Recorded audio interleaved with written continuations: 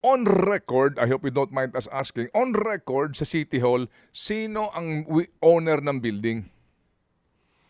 Ang nakasulat po dito is yung Atherton Condominium Corporation, yung nagmamanage po. Pero ang according po dun sa homeowners kasi, medyo iba po yung sitwasyon nila. Kasi po, pag mga condominium, dapat po tina-turn over siya din sa mga unit owners eventually. Para sila po yung magiging in charge din sa condominium corporation po nila.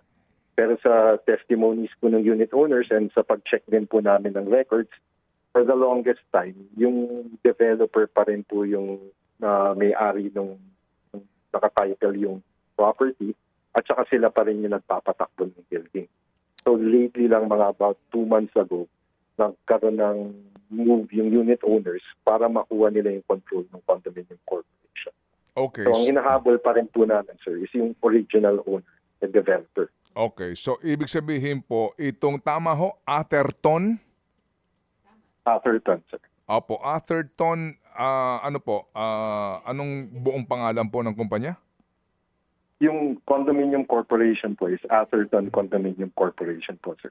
Okay, Atherton Condominium Corporation, sila po ang registered owner of the building until now. Sila po yung condominium corporation. Yung nakapangalan talaga, yung developer, sir, is JCRV Incorporated. Opo, sorry sir ha, opo. Ano yung pangalan po ng, kumbaga kasi nga dito, usually po dapat, in a particular given period, eventually po na turn over sa homeowners ng condominium, yung pong maintenance, lahat po pag-aari ng building, ganun po, di ba? Tama po, sir. Opo. In this case po, hindi pa nangyari yun.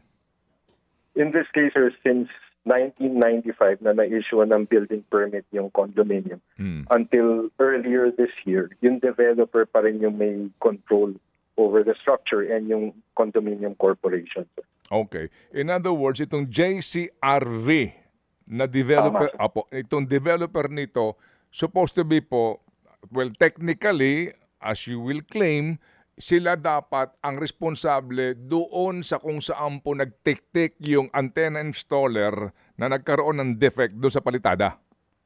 Yun po yung paniniwala namin, sir. At yun po yung findings ng ating building official. Okay, sige. Sino po yung installer ng antenna?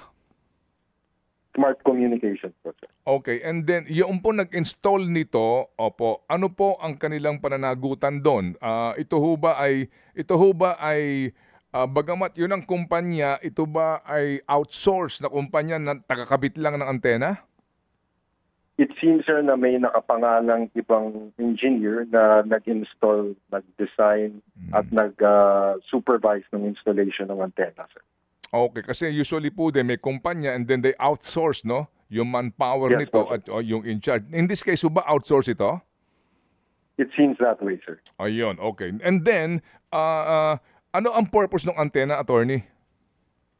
Parang signal antenna siya, sir, yung sa pagkakalagay din sa document na sa amin.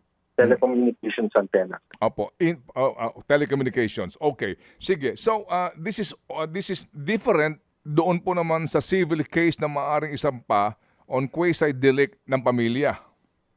Opo, sir. Handa po yung city na mag-provide po ng ating mga reports. Yung QCPD din po natin, meron silang mga independent reports. Tsaka magpo-provide din po kami ng expert witnesses and mga documentary evidence if and when po mag-decide po yung pamilya na magsampa po ng kaso.